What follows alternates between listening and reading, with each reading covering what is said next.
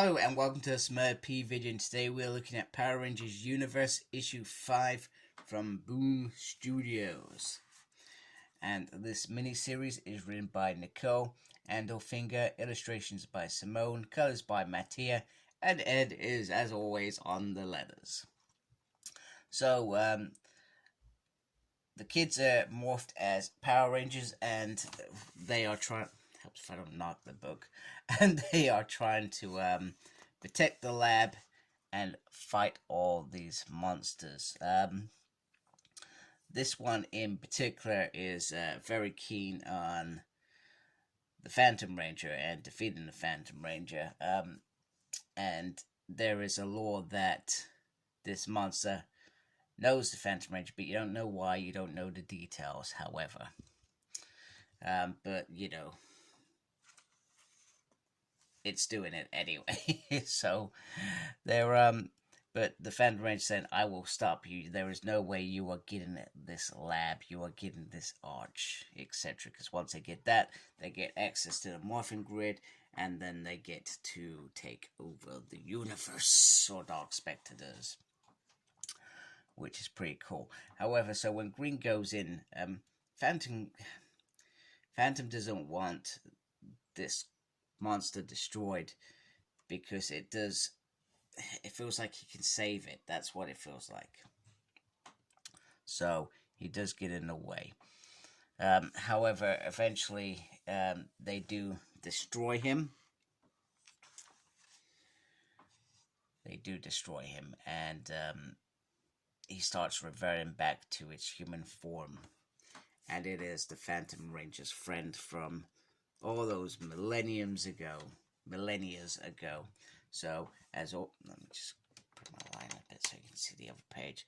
So, as usual, what Dark Spectre has done, he has corrupted he's the Phantom's friend, his lab assistant. I can't remember what she was, but she just wanted to help. She just wanted to save a friend, and she tried so hard, and well, she gave in to evil. Then he says, stay this time.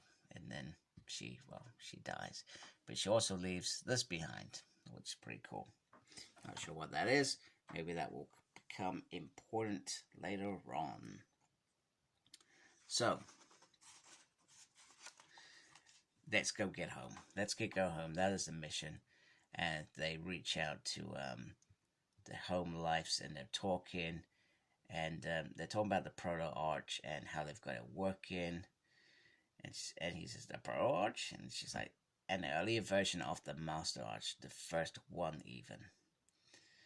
So there's some properties missing though. So they're working on the solution as always.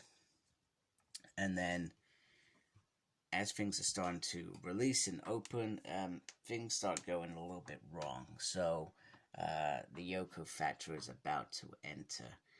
And it starts with her dad saying, Ori, everything alright? And she says, well, you know, you abandoned us. And you did it pretty quickly. And when I was reading this, I thought, oh, you knew that they were going to shut that gate down, man. Of course they were going to shut that down. However, you can start seeing it in the artworks. They slowly wooed in some dark eyes, and everything between them starts bickering out. So the Yoko factor is it's actually a Buffy the Vampire Slayer issue, but it is also based on one of the Beatles had a relationship with a female called Yoko, if I remember correctly, and I could be completely wrong here and talking crap.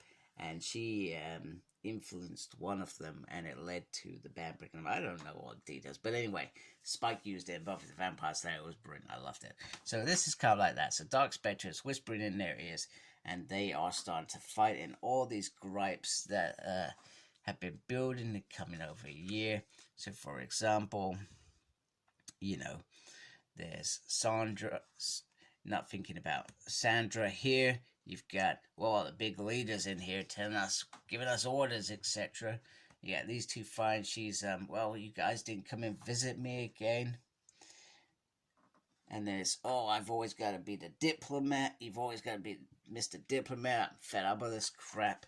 So the Phantom Ranger can see all of this in the background, and he sort of comes to a decision that I was the one who brought Dark Spectre, and Dark Spectre must stop. And there's a little moment here where he kind of looks at the picture of them two and sees what he's sort of wrought. He's brought this on this universe, etc.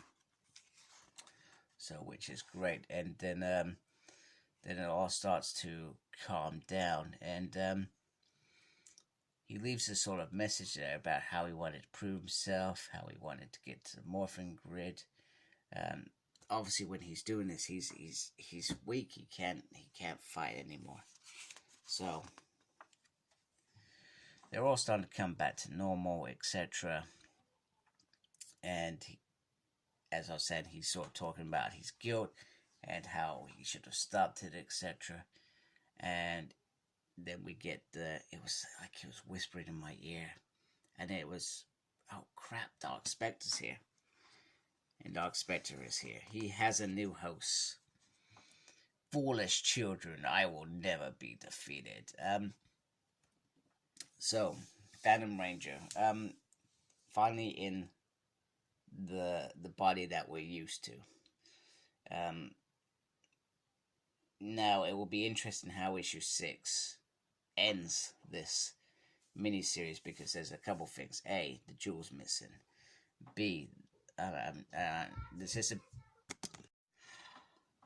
So, the picture here, so, one thing that I noticed, not noticed, I mean, in the TV show, when Phantom Ranger was there, it was obviously a male actor in there, etc. But this body sort of gives you a tone of the female physique here. So I'm interested to see if that's just the way it's been drawn, or whether maybe it was a female in this body originally, and maybe she got bulked up. I don't know, but it's, or maybe Dark Spectre's meant to be a female monster creature, even though it was once again portrayed that he was sort of male. I don't know. It will be interesting to see. But Dark Spectre's in there. Let's see what happens in the last issue. I'm very excited. I'm gonna say this isn't my favorite issue. There's been times where I thought, what on earth is this?